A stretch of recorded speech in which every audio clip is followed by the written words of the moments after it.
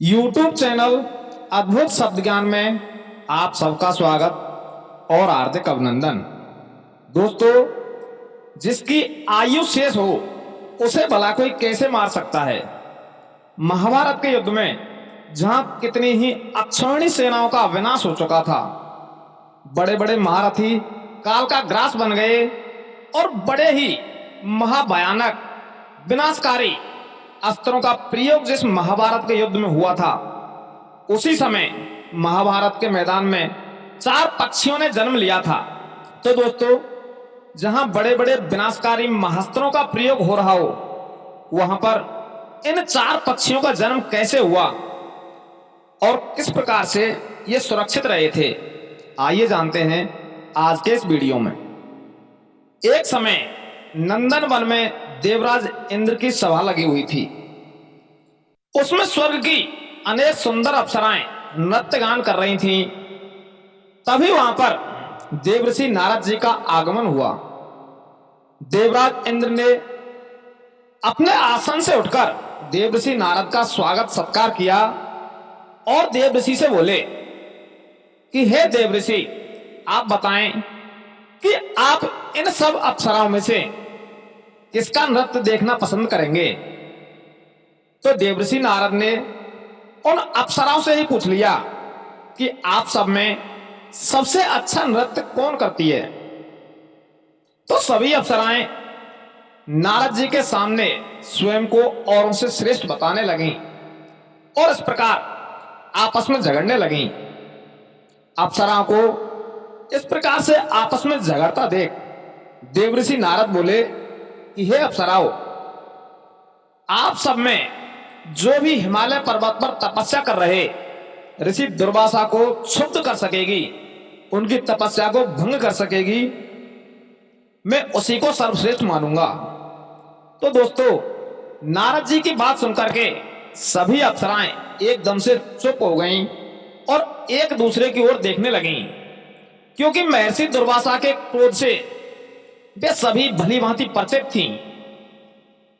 इसलिए कहने लगी कि हमारे लिए यह कार्य असंभव है, हम यह कार्य नहीं कर सकते।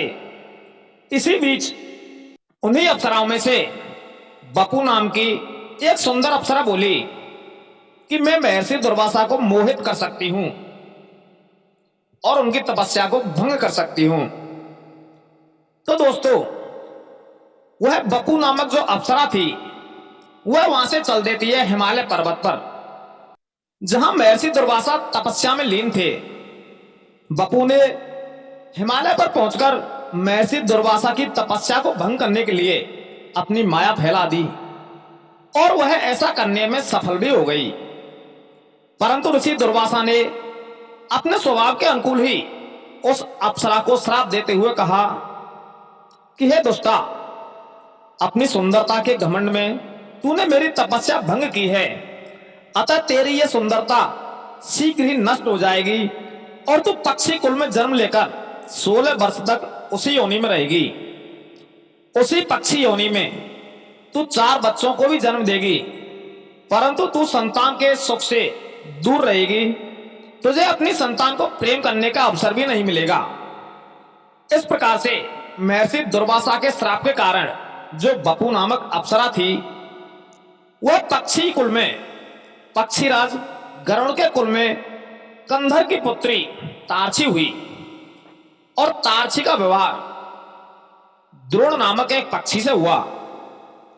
कुछ समय बाद तारछी गर्भवती हुई और उसी गर्भावस्था में एक दिन तारछी उड़ती हुई कुरुक्षेत्र में जा पहुंची, जहां कौरव और पांडवों के बीच में महाभयानक महाभारत का युद्ध चल रहा था।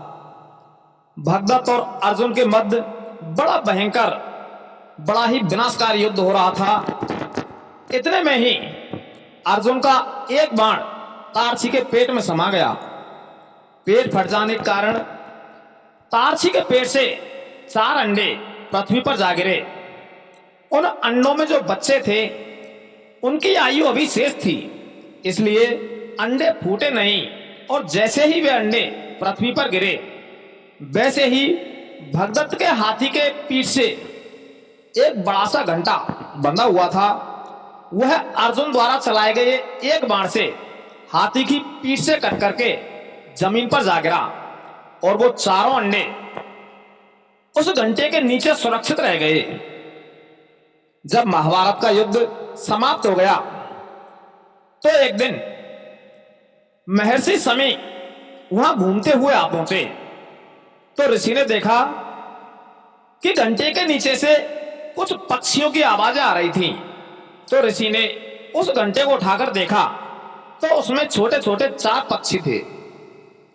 उन्हें देखकर शमी ऋषि सोचने लगे कि जब तक विधाता की इच्छा ना हो या यूं कहें कि जीव की आयु पूर्ण नहीं हुई हो तो उसे कोई भी मार नहीं सकता, वरना इस महाभयानक युद्ध में जिसमें कितनी ही अक्षौणी सेना काल के गाल में समा गई और कितने ही महारथी मृत्यु को प्राप्त हो गए, परंतु ये पक्षी इन सबसे बचकर आज भी जीवित हैं।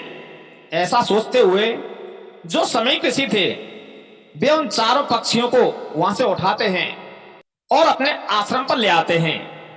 तो दोस्तों इस प्रकार वो चारों पक्षी महर्षि शमी के आश्रम पर पलने बढ़ने लगे। महर्षि शमी अपने आश्रम पर प्रतिदिन अपने शिष्यों को धर्म का उपदेश देते थे और वे चारों पक्षी भी वही पेड़ों पर बैठे हुए महर्षि शमी के धर्मोपदेश सुना करते थे। तो इस प्रकार महर्षि शमी के धर्मोपदेश सुनते हुए वे पक्षी बड़े होने लगे और जब वो पक्षी बड़े हो गए तो ईश्वर की कृपा से वे इंसानों की बोली बोलने लगे।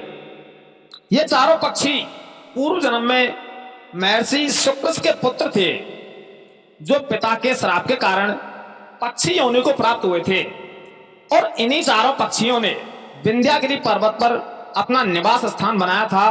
और वहीं पर एक दिन जैमिनी मुनि ने उनसे यह प्रश्न किया था कि द्रौपदी के 5 पुत्र जिनको कि अश्वत्थामा ने जन्म लेते ही छोटी सी उम्र में ही मार दिया था वो कौन थे, वे किस कारण से जन्म लेते ही मृत्यु को प्राप्त हुए थे। तो दोस्तों महर्षि जैमिनी के द्वारा पूछे गए इन प्रश्नों का जवाब भी इन चारों ज्ञानी पक्षियों ने दिया था। तो क्या था वह जवाब, वह हम आपको अगले वीडियो में बताएंगे। मैं इस वीडियो को यहीं समाप्त करता हूं। धन्यवाद। हमारा यह वीडियो यदि आपको पसंद आया हो तो इस वीडियो को ज़्यादा से ज़्यादा लाइक करें, शेयर करें और हमारे चैनल को सब्सक्राइब अवश्य कर लें। धन्यवाद।